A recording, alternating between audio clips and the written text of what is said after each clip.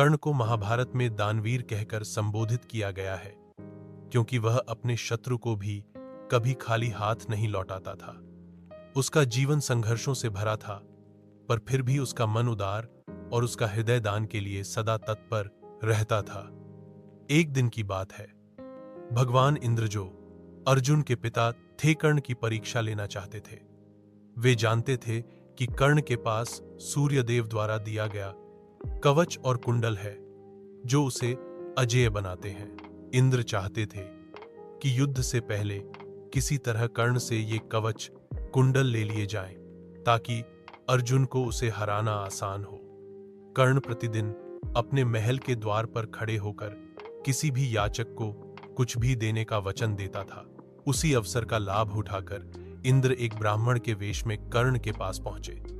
कर्ण ने पूछा, बोलिए ब्राह्मण देवता, मैं आपके लिए क्या कर सकता हूं? इंद्र ने कहा, मुझे तुम्हारा कवच और कुंडल चाहिए।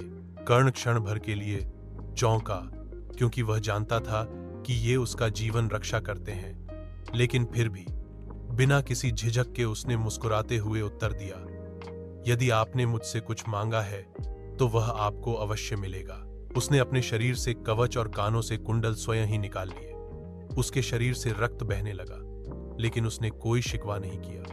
उसने वह सब कुछ बिना किसी शर्त के इंद्र को दान में दे दिया। हे कर्ण, तुम सचमुच महान हो। तुम्हारे जैसा दानी पृथ्वी पर कोई नहीं। मैं तुम्हारे इस अद्वितीय दान से अत्यंत प्रसन्न हूं। इंद्र ने कर्ण को आशीर्वाद दिया और एक शक्तिशाली शक्ति अस्त्र प्रदान किया। महाभारत के युद्ध में जब भी कोई सच्चे धर्म की बात करता है तो कर्ण का नाम अवश्य लिया जाता है।